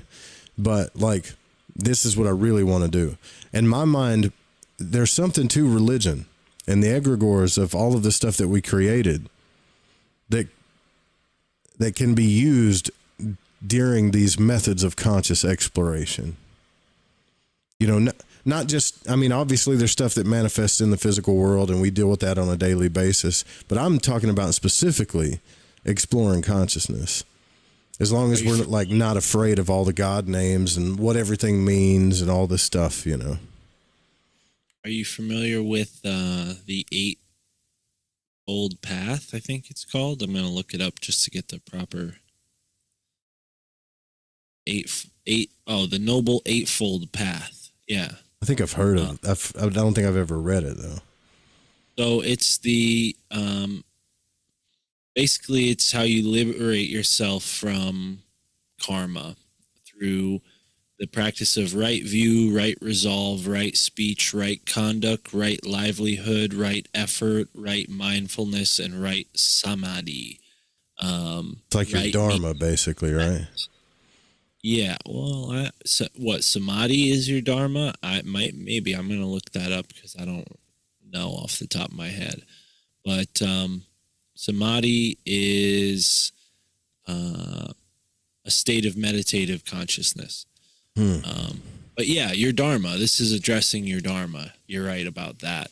But the Eightfold Path, the reason I bring that up is because the thought behind this practice in Buddhism is that once you master the normal 8 arms of being a human, there are then like 8 spiritual abilities that you then attain from like mastering those 8 abilities that we all interface with on a daily basis in a incorrect way for the most part. Like that's, people aren't perfect, right? So this is their way of addressing it. So we could go through it. Right view is just how you view your life. Resolve is like thought, aspiration, emotion. Right speech, obviously no lying, don't be rude or hateful towards other people, right conduct, no killing, right? So, I mean, it's basic like ethics, morals, but taken to an aesthetic level of like, you know, the Buddhist monk won't even step on an ant because that's not right conduct. You don't kill or injure any living thing. I was not acting in right conduct when I hit that owl. Hopefully I didn't kill it. It was an accident though, right? Like, I guess, but there is a thought that like you put yourself in a car, it's not an accident anymore, right? Like maybe a monk wouldn't drive a car himself because that risk is too great. If a monk is in a car accident and he's not driving, well then yeah, it's an accident on his part. But the driver, from this point of view, is kind of taking on the consequences of whatever. Yeah, even if it was an accident. I don't know if that's legal, if that's from a law point of view. You know, I know if somebody hits you from the rear, it's always their fault, but I don't know. I don't know if that's you know the same with this. So who knows? But yeah, the eightfold path: right livelihood, right effort, right mindfulness, and then right meditation. Those are all kind of straightforward. But yeah, this is something that, like, I'm not a Buddhist or anything, but it's always been very present in my life as a martial artist. You know, Bruce Lee was a big inspiration in the sense that, like, I loved his movies, and when I started training martial arts, his books were what I would read to kind of pump myself up and learn different things. Dude, I loved. How old are you? You're a lot younger than me, aren't you? Yeah. So I remember watching. I got into the Bruce Lee movies because my grandfather loved cowboy movies, and like the cowboy movie channel package that he bought with the cable company also included like a kung fu movie channel. So like they would play all the cowboy movies, and then, you know, switch over to the next. It's all kung fu movies all day, all week. So when my grandpa was bored with cowboy movies, I would turn on a kung fu movie, and he would laugh because he was French Canadian, and he just laughed. You know, he loved it. He grew up in a rural area, so like racist humor was his cup of tea, right? So anything Asians were doing, he thought was funny. So I grew up in an era as a kid, bro, where Bruce Lee was on the television, and my dad would make me go outside and turn the antenna so we could get a better signal. You know? I thought you were going to say your dad gave you nunchucks and told you to go practice. Oh, he did. My dad actually did teach me to use nunchucks because my dad was in Taekwondo, and he showed me some tricks, like how to use them. That's crazy that you say that, because he actually did. But I hit myself a few times, you know. I hit myself in the back of the head, almost knocked myself out once, and I hit myself in the kneecap, really screwed myself up once. Yeah. These are dangerous. I bought these at the mall in 2007 or 2006, so I was young. So, yeah, I've had those for a while. Like I said, though, the religion has been a big influence. The other night when I was reading the Joseph's Coat of Many Colors, when I was a kid, my dad would send me to my room and make me listen to Alexander Scorby's King James Bible on tape. Really? And he would make me read along for hours. So if I got punished, he'd give me an ass whooping, you know, because that was normal growing up for me, getting the old beating, and then go into the room, right? And then like get the Bible on tape out, open the Bible, and follow along with it. And he'd come in there and open the door and check on me and make sure that I was reading along and listening to Alexander Scorby, you know. It's crazy, dude. Folklore, ass beatings were like kind of folklore for my generation. Like it was something that they warned us about, and like you would hear tell of like certain kids, and maybe you'd witness one happening. But yeah, no, my parents they didn't do that kind of punishment. But no, I wasn't really. My parents never conscribed me any kind of education ever. They were never like, oh, listen to this or oh, watch this, like ever. So I was I was kind of given a long leash in that sense and able to kind of find my own interests. So yeah, Bruce Lee and Jeet Kune Do kind of introduced me to Taoism, and then Taoism became a big interest. And I just kind of was interested in anthropology in general because I'm like, oh, well, all I got exposed to is this kind of like cheap commercial Americanized culture mixed with like this kind of traditional Catholic French Canadian kind of thing. But there was no like real culture, you know, like I feel like American culture is very hollow. It died in the 90s. Yeah, well, it's very, as far as like the elements that involve raising a healthy family, I think it's very hollow for at least, you know, and I don't want to sound like I had like a horrible upbringing or anything, but I think like a lot of people can relate to this where your parents work so much that there's almost like no time for them, and then conversely no time for family stuff, right? So like I was a latchkey kid in that sense where like a lot of these ideas I just had all the freedom in the world to learn about, and then, you know, that's why my family thinks I'm crazy because they're like, where the hell did you get all this stuff? You know, it's like, well, you gave me a long enough leash to figure this out on my own. Yeah, that's your fault. I wonder what my life would be like if I got like here, listen to this King James tape, like, you know. That's Dude, funny. it was rough. Like honestly, growing up, it was rough. And the funny thing is my astrology. When you look into Eastern, Western, and the Kabbalistic astrology, like all the dashas and everything, like Jeff Harmon, who's like a real big time astrologer, pointed out when I did my session with him, pointed out exact dates of when I went through the hardest stuff in my life with my father. And I'm like, how the hell can you tell that? And he found the system where it shows the growth of the soul and certain things that happen through these wheels. And I'm like, damn, you know, that's crazy. And he's like, yeah, your dad really beat your ass around this age, didn't he? And when he was saying that stuff to me, I started thinking like those times when it happened, you know what I mean? So it was pretty trippy to me to even think, well, there's something deeper here. It isn't just sun signs and like, you know, what you see in the newspaper. Right. Well, and I think that gets into some of the Hinduism's approach to like the meaning of life, where like you kind of go through these stages of 7 years, and each 7 years there's like a major kind of change, upgrade, shift. Yeah. Change, shift. And it could be, you know, based on your karma, based on your actions in those 7 years, it could determine how that shift goes. But I mean, you think about it, like, yeah, if a 7-year-old and a 14-year-old are very different from each other, and then a 21-year-old from a 14-year-old, like your 14-year-old self versus your 21-year-old self. And then again, when you're 21 to when you're 28, two very different people. Oh, yeah, so, man. Oh, dude, that's such a good point. That's really a good point. Right. So like I'm not that 21-year-old at all. I'm not that guy anymore. I feel like I am, like physically. Well, how about your 28-year-old Joe Roop? Because I'm 29, so I'm still close to my 28-year-old mark. No. Nope. All I cared about was like bartending, girls, and motorcycles at 28.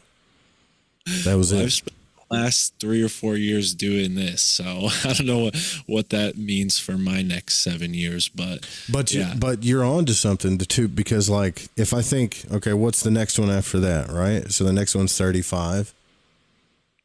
It wasn't until I reached 35 years old. I bet you if I looked at it almost exactly when I got into magic, right? Like I'm like, hey, I got on an airplane. I never left Arkansas ever.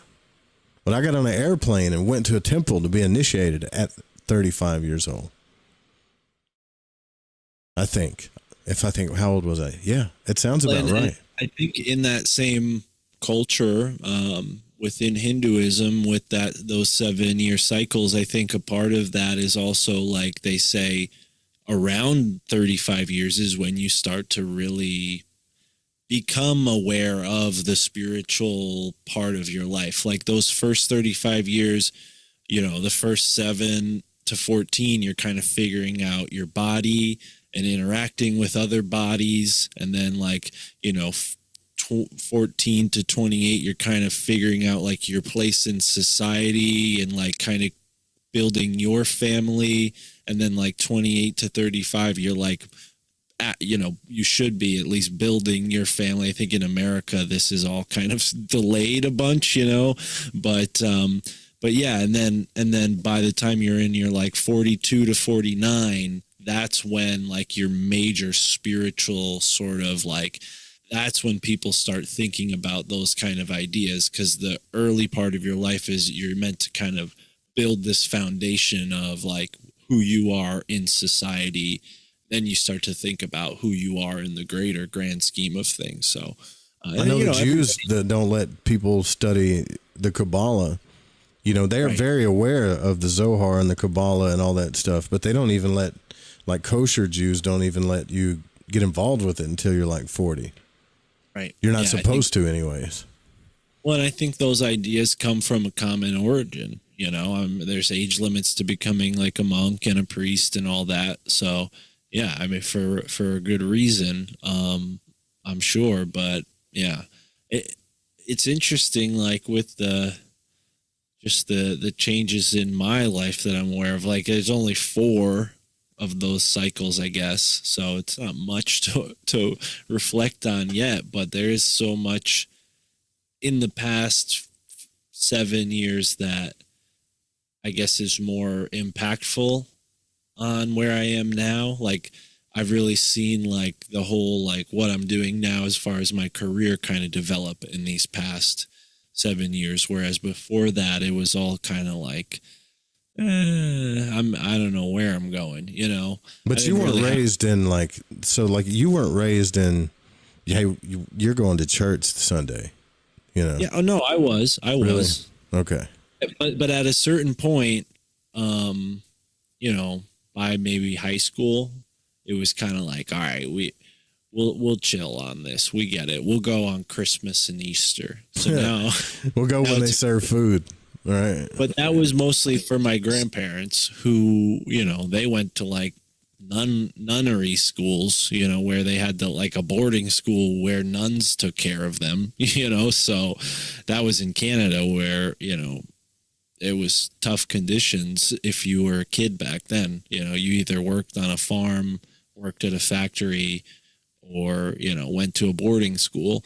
So yeah, anyways, that was kind of, yeah, but it's East Coast, so it's different than the South, right? Like here on the East Coast, like your neighbors don't go to the same church as you. I think in the South, it's a little different where like there's more of a community aspect to it. Like if you don't go to church, it's almost like a social pressure, whereas like kind of was, but like only with the other Catholic kids at school, you know, like, but then there were kids at my school that weren't going to the Catholic church that I went to. So, I don't know. It never really felt like it was a community kind of thing. It just felt like it was a family kind of thing, which I look back on and I wish I wasn't so like opposed to it.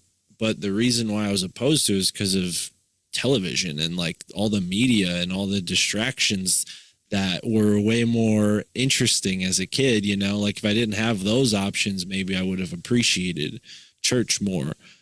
But yeah, no, now I'm super interested in it all. I wouldn't go and sit in church though. I think I'm more interested in it from historical and research perspective. If I was to go back and do the Elvis Levi thing where he went, maybe it was Agrippa. Was it Levi or Agrippa? Anyways, go from Christian to magician and then go back.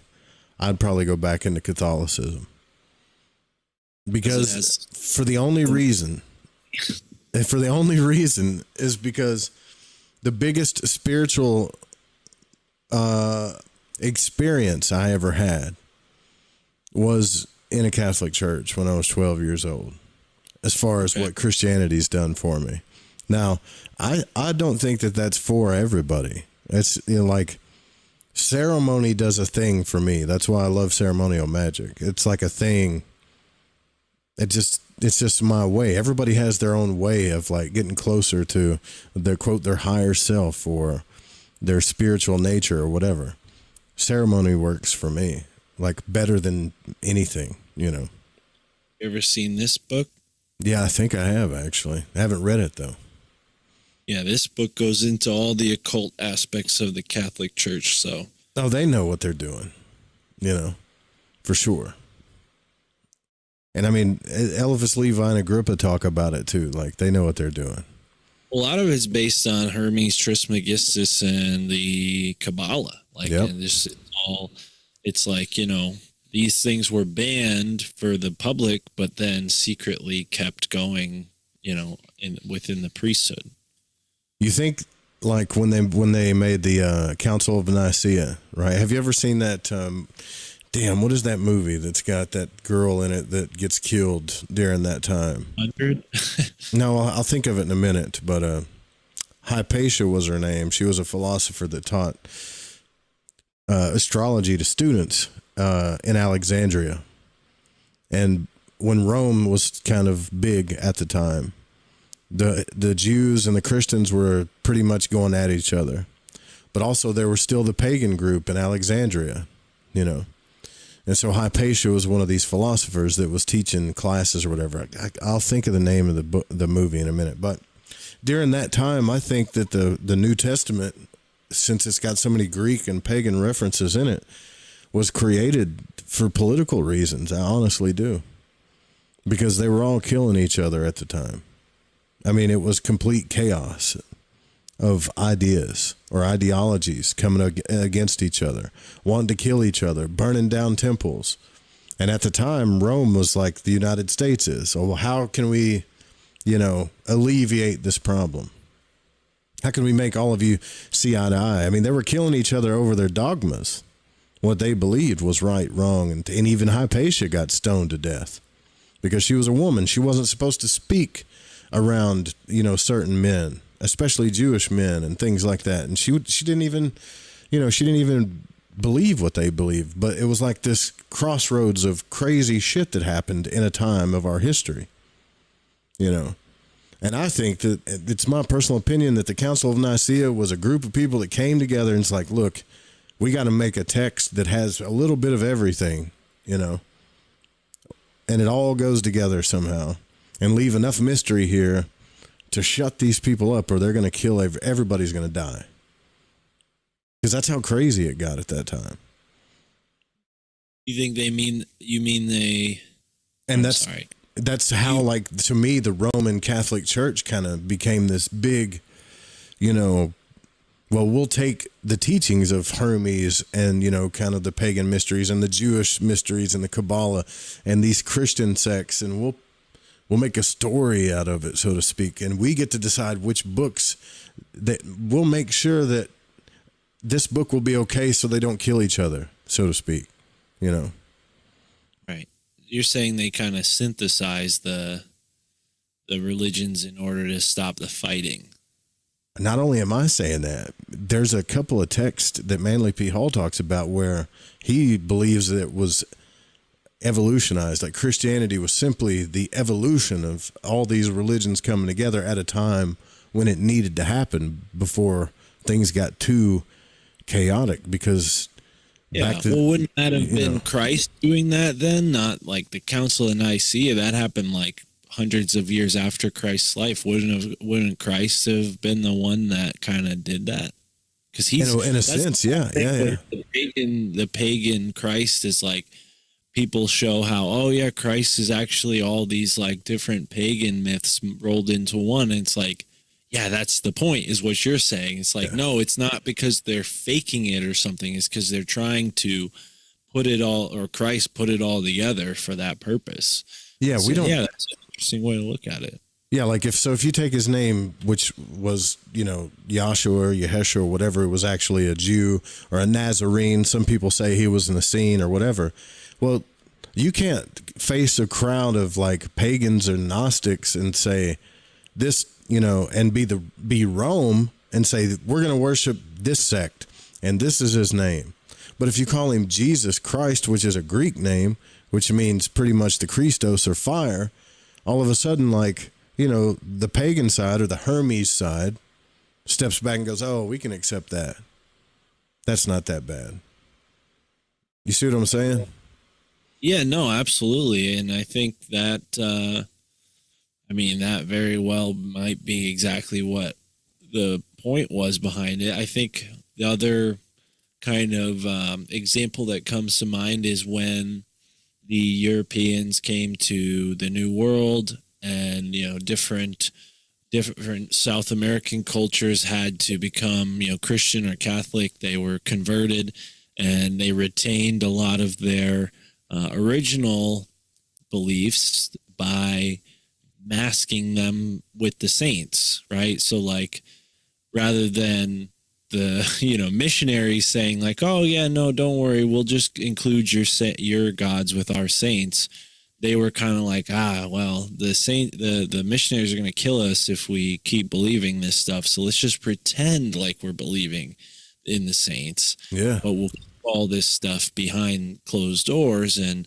that's why we have, like, you know, and what happened with the, you know, diaspora from Africa as well, where, you know, all these different African religions got mixed in with Catholicism and Protestantism and created like this kind of voodoo world of religion and Santeria and all that, right? Which has some European elements to it, but it was kind of by like a survival tactic. That's maybe another way of looking at it, or, you know, maybe that's how that happened in the past too, where, you know, Rome was basically like, we're tougher than all of you, so if you don't assimilate, we'll just kill you all. Yeah, So like we don't care what you worship, just stop. Like, recognize that our gods are better than yours and end the debate there, or we'll kill you. Yeah, but see, here's the thing: that movie, you got to watch it if you haven't seen it. It's not. It's kind of a retell, but it still gives you the idea. It's called Agora, Agora. So that's supposed to be set in ancient Egypt under Roman rule, which follows the story of the philosopher Hypatia, which was one of the only female philosophers at the time, teaching her disciples in Alexandria. And this is when they burnt the place down, right? And it shows the whole reason what started this upheaval of burning the place down, you know, because there were Christians and Jews that were mad that they were worshiping their pagan gods. And then also the Christians and the Jews were mad at each other. So they were killing each other too over this guy named Jesus that everybody's worshiping, you know, and it got chaotic. And the movie shows that Rome had to, you know, they called upon servicemen from Rome. They had to step in and say, what the hell is going on here? Why are all you guys killing each other? And they developed this new, the movie's kind of a beautiful story. And they developed this new kind of Christianity that was taken over by Rome, which spawned the Holy Roman Church. Which makes sense to me why you say, you know, Catholicism has a lot of some of the emerald tablets and Hermeticism in it, and ancient Kabbalah in it. Because it's almost like Rome knew how to speak to all the people through the symbols and ceremonies, right? And then get them to all come under this one kind of thing, you know, and then make it so sacred that even in their rituals are like, well, are you a Roman Catholic? You know, because that really matters, right? Because, you know what I mean? It gets trippy to think about. Well, have you heard about the theories about the medieval forgeries with Roman history? Medieval forgeries of what? Well, there's a lot of like revisionist history. There's many revisionist historians who have questioned a lot of what we know about Rome, saying that a lot of what we know about Rome was forged by these guys in Italy, creating like these documents and, you know, kind of creating like a market around like it's just like Roman fan fiction. Like they would take an existing like they built up the Holy Roman Church idea. Well, and that like the reason I bring that up is because I wonder, like, not to throw water on your fire there, but it seems like, what if they took all that stuff and blended it all together in posts, and said, like, oh yeah, no, the Roman Empire was this great achievement and we did all these amazing things and we synthesized all this. Well, they could definitely have done that for sure. Like, to, maybe it was more of like they just rewrote it afterwards, that way to make it sound like but I don't mean to throw that in there, because that is kind of no. You should throw it in there, because the story shows Rome is this savior of all this stuff. Yeah, and that the New Testament, like a little too perfect. Yeah, right, exactly. And that you're not throwing water on the fire. You're helping the point. Like, okay, so Rome. Like, I'm not a Roman Catholic, you know what I'm saying? Like, I'm not for Catholicism or for anything for that matter. Right. Oh, I get what you're saying. But like, what I'm saying is all of that stuff happened during a time of chaos. And then when we look back in our time, our whole timeline is made up of before Christ and after. So there's a mystery right there of what actually happened. Who was this guy? And what happened when the library got burned down? What actually happened, right? Like, who really was this guy? And it's a mystery. So we're told to be faithful about it. We just have to believe, right? We have to believe that his name was Jesus. It's predicated on that timeline change. Like, let's just stop keeping track of time here. Started at 0, start over again. Seems like it's a good scenario to maybe leave some things out or add some things in that didn't happen. Yeah. So when the Rosicrucians came out and did kind of the same thing that Rome did, but in a weird way, right? They made these little manifestos and started putting them on, places, and shared this idea, and also not only shared it, but explained the idea through their manifestos, that this whole idea of this person rising again and all of this stuff had a deeper mystery to it. Like, it had, bigger origins and deeper origins that we know of. And people started thinking, well, there's this like Rosicrucian order somewhere and they know deep secrets. But really is a bunch of dudes that came together talking like you and I, hoping that nobody hears them so they don't get strung up, and kind of marketed their idea of the Rosicrucians. People are still looking for Rosicrucians. Like, what's the original Rosicrucian order? And there wasn't one. Like, not like a temple where they did stuff, Well, and people have argued that that's how we have our modern world, with science and universities and communist revolutions and secret societies. Like, a lot of these ideas were kind of created and or at least picked up and put to good or bad use in this time period. Yeah, exactly. And I'm not saying that this movie is the answer to anything, but what I am saying is if you watch Agora, you'll understand what I'm saying, and then it'll make you think, like what Mark's saying, wait a minute, like, did they really come along and fix all this stuff, or is that the story that they told? Right? Like, we don't know what happened. Hell, we don't even know who the real Christ, if we want to get real with each other, we don't know who he really was. We don't have exact proof of who the man really was. There's Gnostic stories of even a different Christ, or there were two of them. There's other people that say, no, his name was Yeshua. No, his name was Joshua. Well, we call him Emmanuel. Well, the Greeks called him Jesus Christ. Nobody even knows who the guy was.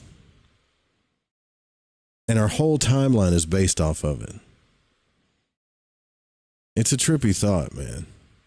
That's why we should continue to look through this book that, not tonight, but in future episodes, if people are interested, Rivers of Life or Faiths of Man in All Lands by J.G.R. Forlong. in the public domain, so anyone should be able to find it and download it for free. If you have trouble, you could just hit me up on Instagram. I'll help you find it. Yeah, we got to roll out of here too. Also, another book you should check out is A History of God by Karen Armstrong. That'll open your eyes up to at least the Canaanite era of gods and stuff, how all that stuff came together. It's a pretty trippy book too. Yeah, it's called A History of God. It's a really good book. It's kind of hard to get into at first, but like it gets better, as it goes along. So yeah. Okay. But yeah, thanks for coming on, Mark. Appreciate it, brother. Happy to be here as always. So you want to try to do this like once a month or something? Yeah, let's do it more often. I hope the audience likes it, get some feedback and hopefully even get some participation. Maybe people pick up the book themselves. It's free. Check it out. Read some stuff from it. Call in and let us know what you think. Yeah, there you go. We'll be back, I guess, next week. I might put out some content this weekend. I'm not going to promise things anymore that I can't follow through with. I'm busy, but I got some content that I need to make up for. So be looking out on the YouTube channel at least. We'll get the podcast uploaded. Next week, Aaron Voot will be on, and that's going to be a cool one because it's going to go right along with what Jason Quitt was talking about and what Mark and I are talking about too, except in more of like a biological sense. We'll get back into the whole DMT world and the Osiris myth and all this other stuff too. And then I'm sure Mark and I will have a conversation about that. Thank you guys for coming out. Good night, y'all. Sweet dreams. I love you. Please support the Fringe FM if you can.